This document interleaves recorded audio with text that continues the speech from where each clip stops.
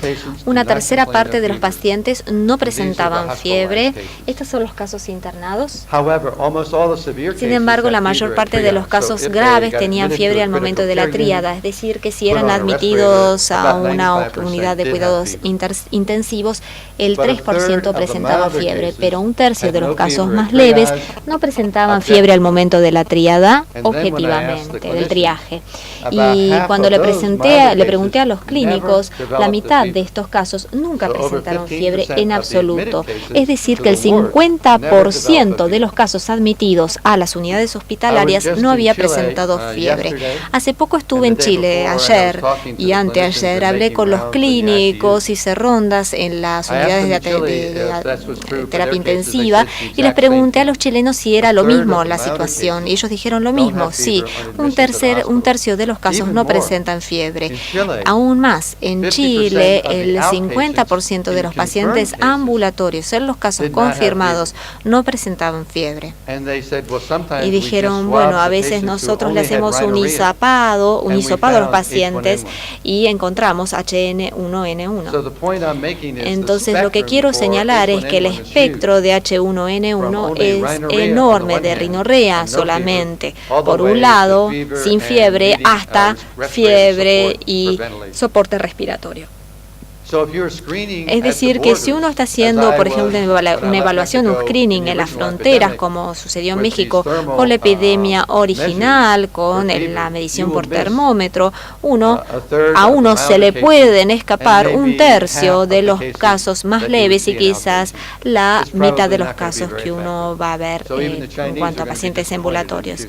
Entonces, yo creo que los chinos, por ejemplo, del futuro van a verse muy desalentados porque están haciendo un screening de todo el mundo. Bueno, aquí estoy en el laboratorio preparándome para las rondas en la unidad de terapia intensiva, el doctor Rangel, y aquí estamos haciendo las rondas. Les voy a presentar un caso. Este es el caso que me presentaron los residentes en México.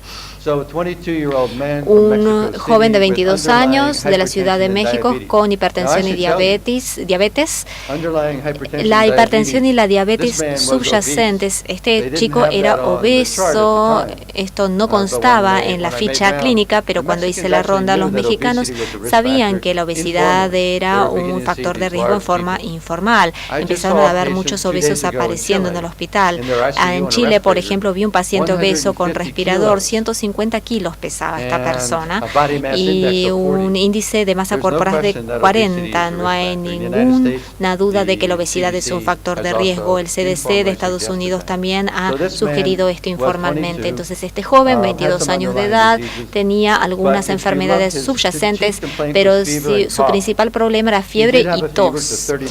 Tenía 39 grados de fiebre, escalofríos, malestar general, fatiga y tos productiva el 9 de abril, muy temprano en la epidemia. Se le dio penicilina cuando fue admitido al hospital, luego presentó disnea y dolor torácico pleurítico y después se lo trató con ceftriaxona. Si ustedes se fijan en la guardia médica, el 14 de abril cumplía todos los criterios para lo que es el SARS. Tenía, por ejemplo, un ritmo cardíaco de 113, tenía un valor respiratorio 34, una fiebre 38 grados y la saturación SaO2 era 86%. Obeso, tenía más trabajo, más esfuerzo para respirar, hipoventilación, su PCO2 era 41, PO2 56, hipóxico y seguía saturando a un 86%. En el medio se puede ver un valor de 1,8 para glóbulos blancos, parece sepsis severa en vez de influenza. Sus plaquetas eran de 80. Esto me recuerda más a el perfil que se notaba o se observaba en Asia. Si vemos la imagen radiológica, aquí podemos ver infiltrados bilaterales.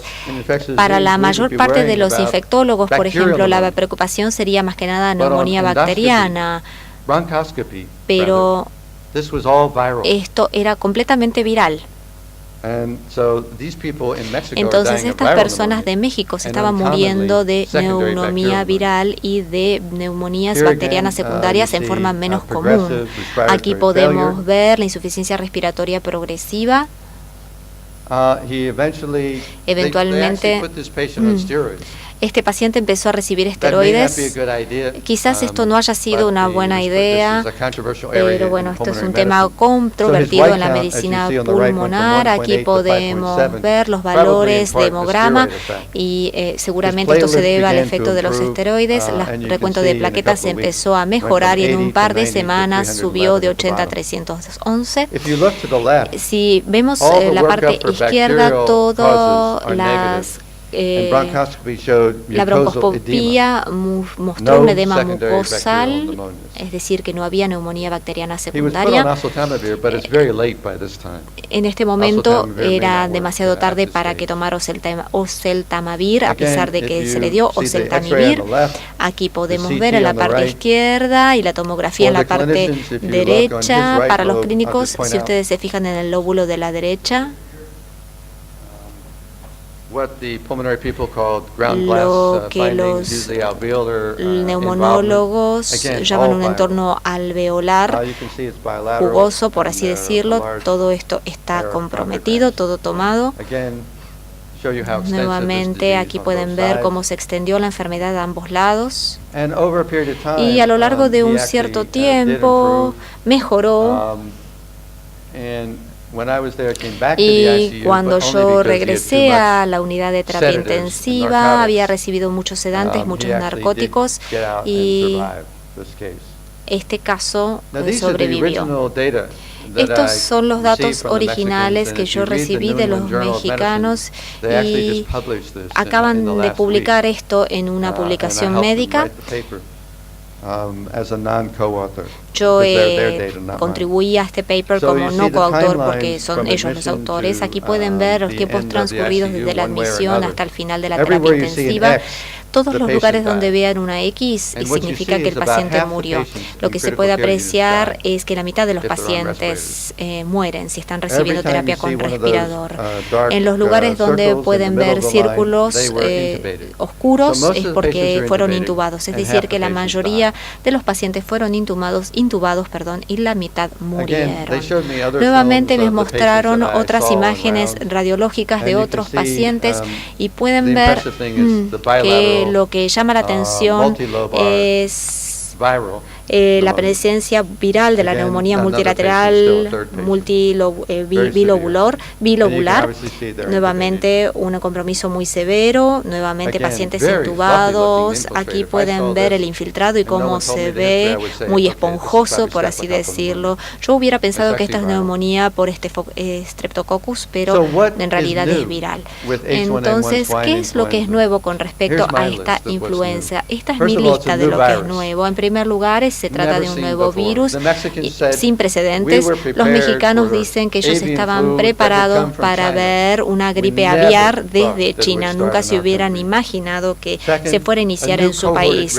Nuevamente hay un nuevo cohorte en riesgo. No se trata de los niños muy pequeños o las personas muy mayores, sino jóvenes adultos. Alrededor del 50% de los jóvenes adultos tiene algún problema subyacente, como hipertensión y diabetes. Y dado que la obesidad es un factor de riesgo, la pregunta aquí es ¿por qué? Una de las posibilidades es que se trata de que es algo insulino resistente. Cuando uno piensa en la obesidad y cuando uno piensa en diabetes, hipertensión, seguramente hay un síndrome metabólico comprometido si se trata de un obeso. Entonces, bueno, hay un nuevo cohorte de jóvenes, otro tema, una nueva estación empezó a mediados de la primavera, no empezó en el invierno y sigue presentándose en verano en el hemisferio norte. El hemisferio norte, nosotros seguimos diciendo es que ¿qué es lo que va a pasar con Estados Unidos en invierno? El sur, en Brasil, por ejemplo, están diciendo qué es lo que nos va a pasar en el verano. Es algo que realmente es una cosa de locos. Se trata de un nuevo continente, no empezó en Asia, empezó en el hemisferio norte. y presenta una nueva virulencia. Estoy convencido, después de haber visto a estos jóvenes pacientes, que esta enfermedad es más virulenta que la gripe estacional común y corriente, que afecta a los muy mayores y a los muy chiquitos.